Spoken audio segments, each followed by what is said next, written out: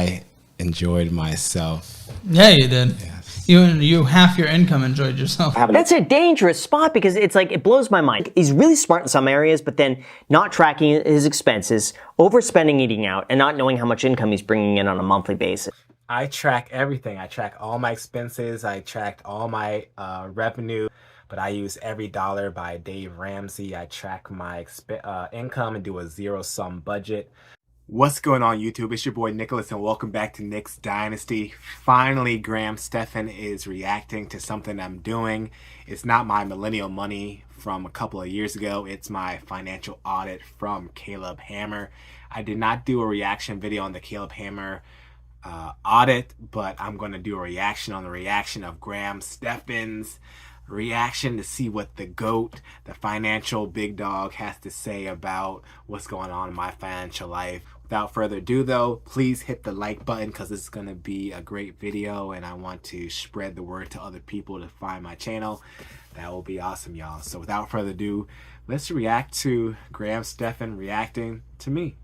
Welcome back to the Stephan Show. So here's the thing, running a business can be very expensive, but that's one of the reasons why you don't go into debt before you begin making any money, which unfortunately is exactly what happened here. Caleb Hammer had someone on his channel who went $43,000 in debt for a food truck without making any money. And if you think that's bad, keep watching because yeah, I wanted to continue the business. I had a good amount of cash on hand, but not the full amount to purchase the trailer. And I wanted to get the food trailer and have some runway. So I took out a small business loan for the state of Ohio to purchase this food truck. And that's the decision I went with. I started off the Ghost Kitchen previously out of a commissary kitchen with all cash, no debt, but was losing money pretty quickly over there because of the hourly rate that was pretty high. So we're moving to a food truck. That's why I took out a loan, y'all. Hey, it's your boy Nicholas, 28 years old, currently living in Metro Detroit, but grew up in Cincinnati, Ohio, actually. Whoa, what are you doing in Austin? Coming to see you. Thought this would be fun. Really? Yeah. thought it would be fun. Thought it'd be fun to get roasted in front of 100,000 people online because I decided to borrow $43,000 for a food truck. I really hope that he was able to make this work. That is a lot of money. That is a big conviction that your business is going to do well, by the way. Especially, I don't know about it. If he has another job, like I could see maybe going full-time in this thing if he has a proof of concept. But man, it's a lot to spend on this. I actually work for a major airline over there. What's the position? Flight attendant, actually. What is it an hour? $38.69 per flight hour. And then after 12 years, it'll cap out at 72.69 flight hours. So I learned that flight attendants don't get paid until I think it's the doors close. So that's it. So all that time spent like getting people on the plane and off the plane, they're not making any money on that. So a lot of those times when they're delayed and like you're upset and like the flight attendant is like trying to do the best they can, people take it out on them like it's their fault. When he's talking about flight hours, it could very well be that he's not getting paid until that plane is off the ground. So yeah, it's high, but it doesn't take into account all the time that he's just waiting there on the plane. Flight attendants don't get paid until the door is closed and the parking brake is lifted. That's when the full flight hours start and that full pay. Delta Airlines now pays flight attendants for boarding. It's half of their hourly rate for the boarding. But with that being said, flight attendants can still make a lot of money depending on how many hours that you work. I work with people making six figures. My first year I made over $50,000. So it's actually a pretty great career, really flexible, a lot of time off, and you can still make as much money as the average person. But we are working while we're boarding and sitting around the airport, but we're not getting a full compensation for that. A few things on here. That action, I assume that's just the base checking account? Correct, yeah. Put a little nickname on it. Nice. And then you have a holding account, travel account, emergency fund, future investments, and car and house account. Yeah, okay, so total balance is $4,400. You know, that's enough to pay maybe a month or two of his expenses. You should be getting more than that, you know, beefing that up a little bit before spending $43,000 on a food truck. But beyond that, it's okay. He said I'm okay. Okay is a start, but there's more to see. There's more to see. More accounts to talk about, y'all. Okay, more money. Will I be more than okay by Grand Stephan standards? Let's see. Well, it's technically not a savings account. It could be a de facto holding account with another bank that has a higher interest rate, and it's just like a pool of money that I have. All right, so there you go. So what he's basically doing is he uses one account for all of his day-to-day expenses, but then he has a holding account at Ally Bank because they pay a better interest rate than, a lot of these other banks do. A lot of the major banks pay you nothing. Ally Bank, I think, is about 4% interest right now, which is not the best, but it's really good, okay? So that's what he's doing. I like Ally. I've used Ally for a long time. They're fantastic.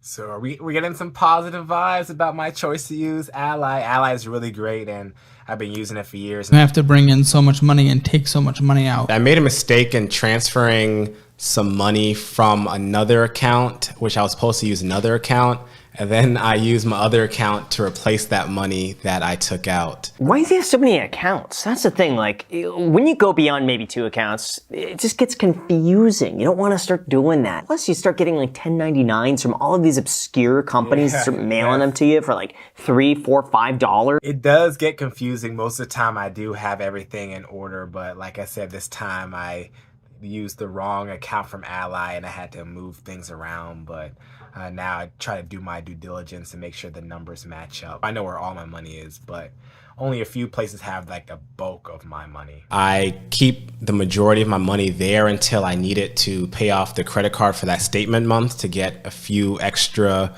points on interest for that account, since the checking account doesn't have a high interest rate. I don't even know if it's worth it though, because if he's even now, back then, the interest rate he'd be getting is maybe like 2.5%. Not really worth it when you think of all the time it takes and mental stress and having to think about it.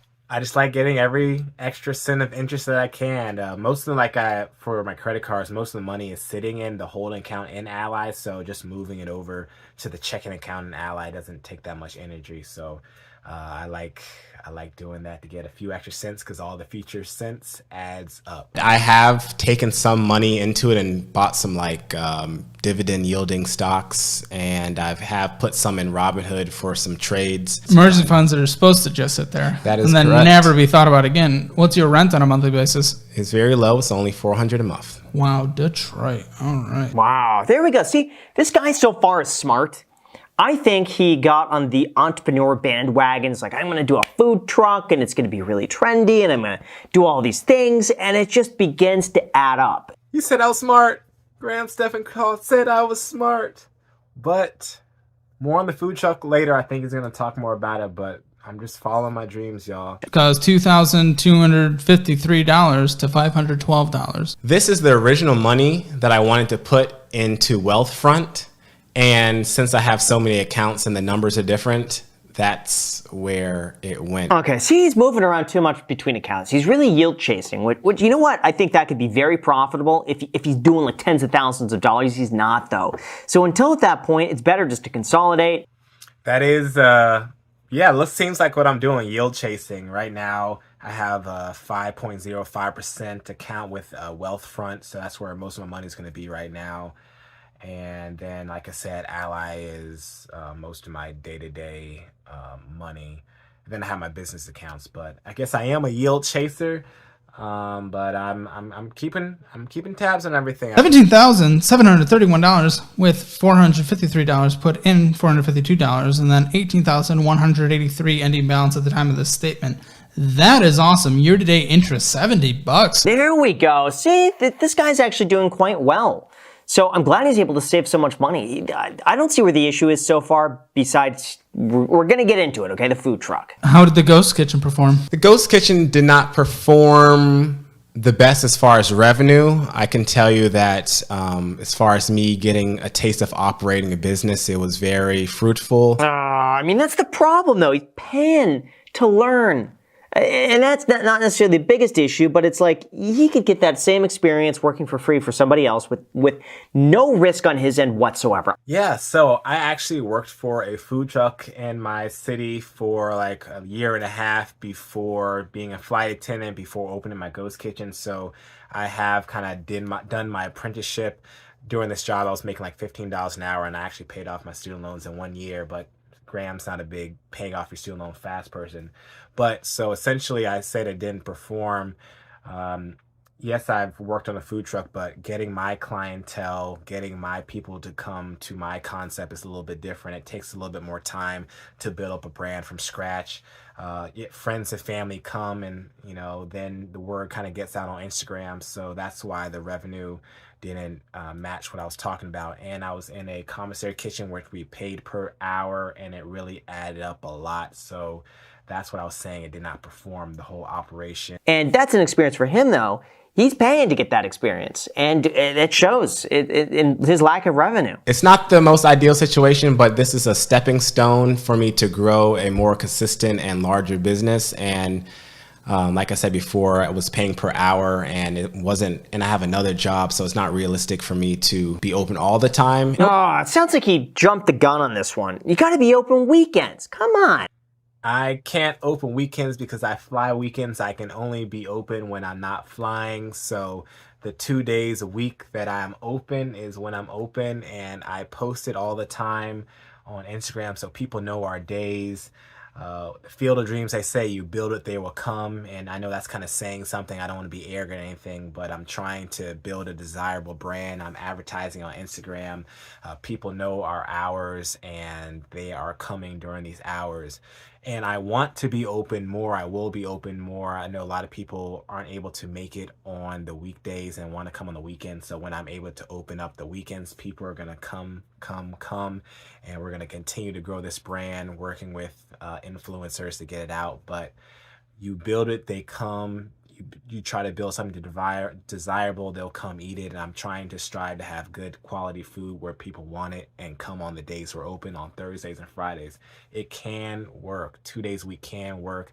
I'm making money on the other days and weekends by flying. I'm making money trying to grow this business on the days I'm open 2 days a week, and we are doing it, y'all. Find someone to help you on this. Find some investor to take over a portion. Because if he's not open, I get it. Sometimes it's not worth your time. But if that's the case, it's not a good business. Why not cut all your other costs?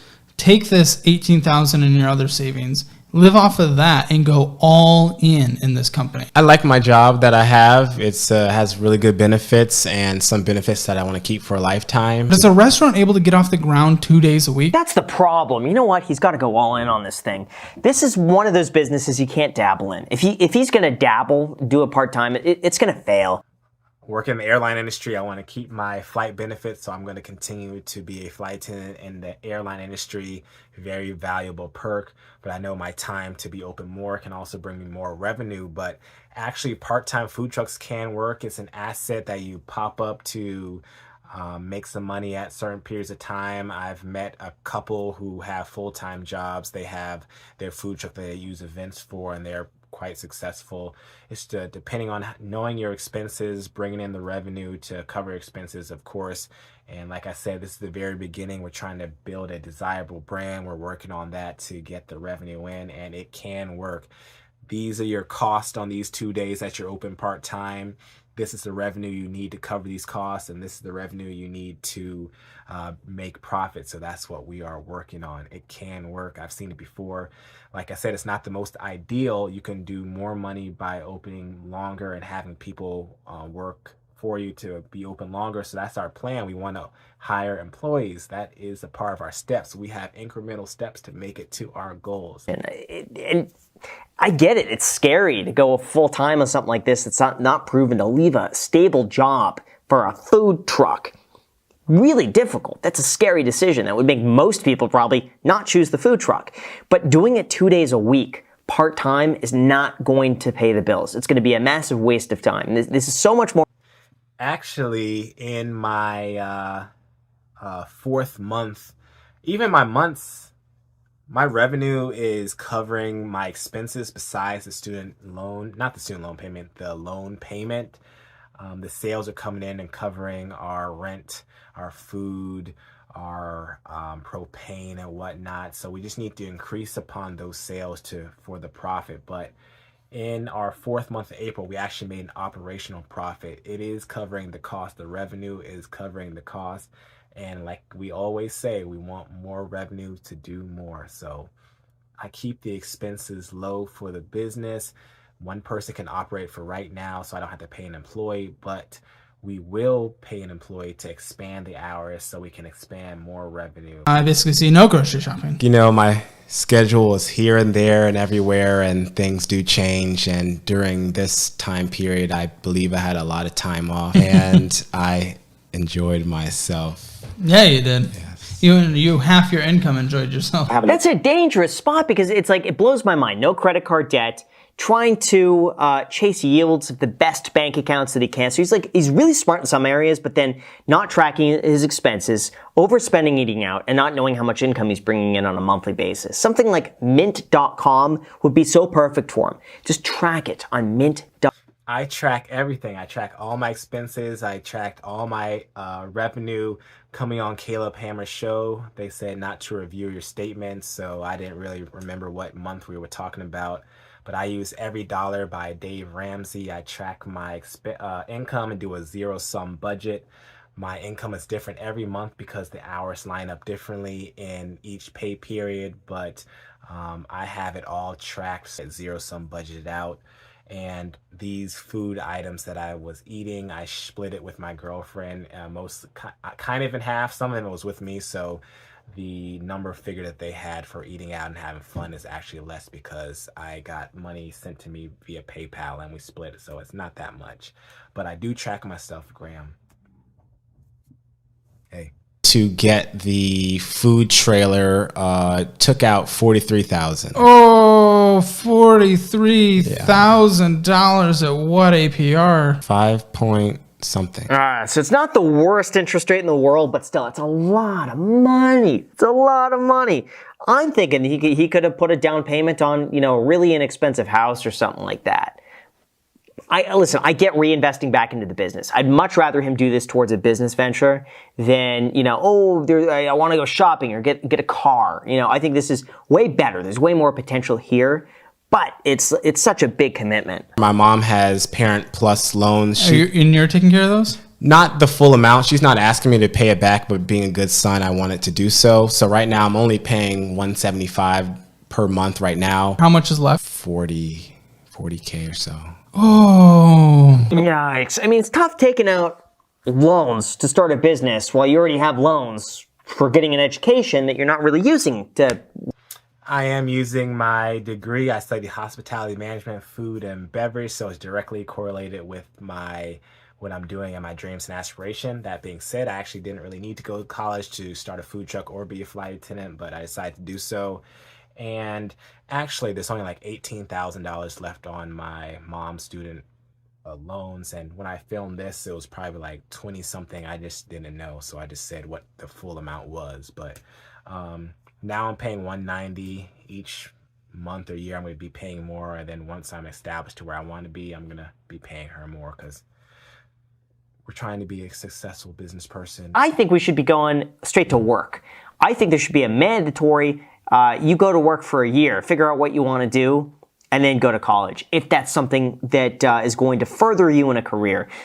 I've known what I want to do since I was little. I've always wanted to do something in food, so I'm following my dreams, y'all. And Roth IRAs, 401ks? $36,000 in the Fidelity IRA and 401k. See, he's doing okay. He's doing okay. He's smart. Smart guy. I really wish him the best of luck on this business because for me it really just circles around to where he's spending his time at this point. He's doing just fine with his job. I think he wants more than that. He's not a huge fan of it. I think he wants to be his own boss. I do like my job, the lifestyle, the flexibility, and I do want to be my own boss. I want to grow a company, plan on having multiple businesses, and this is just the very beginning. You called me smart, y'all. And he's smart enough to be able to do that. So it just comes down to him pulling that plug, doing the food truck full time. The business thing, I love it. You have a billion different accounts that you have your money on. Wouldn't it make more sense to just focus in an emergency fund, the business, and like a Roth IRA? I agree with that completely. Caleb is spot on. This guy is too scattered. He's doing too many things. And I think it's taking his focus away from what's really important, which at this point is his job and his savings rate. and not spending too much money. Like those things could put him in so much better of a situation if he's not so like this and this and this and this and this. Too many things. Simplify it. I agree. I consider myself starting this business and getting it up to where I want it to be as taking care of her, getting another source of income that is comparable to what I bring in now as the airline, and then having these two fists to help her. Sure, but do you know what I'm going to say? Spent like $1,500 on fun. See, this guy is really just focusing on the bigger picture. He's like, you know what? The big picture. My company, starting with the food truck, moving on to 2 food trucks, expanding, having a hotel, affordable housing, income properties. This is the very beginning. I do have a very grand big picture, and this is the start of that. You know, I'm going to be a mini mogul. All the small expenses, that's not going to make that big of a difference. But if I just get this one thing up and running, then I'll be good. So that's kind of his justification for spending like he's in Congress. That's what Dave Ramsey always says, spending like he's in Congress. But you know what? I think he's hoping for a home run here. He might be able to get it, you know? I think he's got his head on straight. So he might be able to actually pull that off. Pay off this truck as quick as you can. I feel like if it was at 3% or less, I'd be like, all right, minimum monthly payments, see it through. But 5%, it's over to that 4% that I like to see for minimum monthly payments versus paying it off quickly. You should pay this thing off quicker. Yeah, the tough part, though, is that's a write-off against the business. So I know right now he's probably not in as high of a tax bracket for that to really make that big of a difference. But at the same time, 5.8 and it's a write-off, I probably wouldn't tie up more money in that. That 5.8% is right on the line of like, you could really go either way on that. You could pay it off, get that out of your mind, or you could just write it off.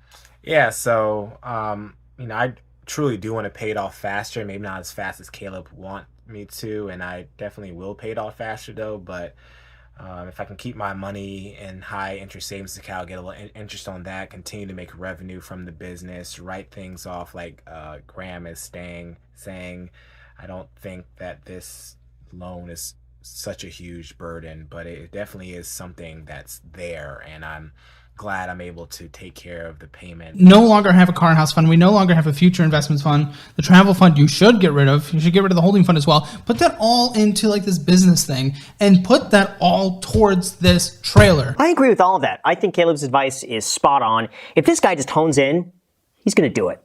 He's made so many other great decisions that a few questionable ones could be overcome. I'm going to get the business open. I'm going to scale it to break even, scale it to profitability, continue to use my salary to pay off the trailer, and increase my monthly payments to pay it off faster. Again, the tough thing is that if he's going to put money in a trailer, it's hard to get it back out if he needs it for an emergency. I would say if he's doing a business and he wants to go on, keep the money liquid, because you never know when an expense might have to come up that you know, you're going to need to come out of pocket on that. And if the money's in the trailer, He said it agrees with Caleb. Then he says maybe not to pay it off quickly, to keep it liquid. Which one do you want me to do, Graham? Which one?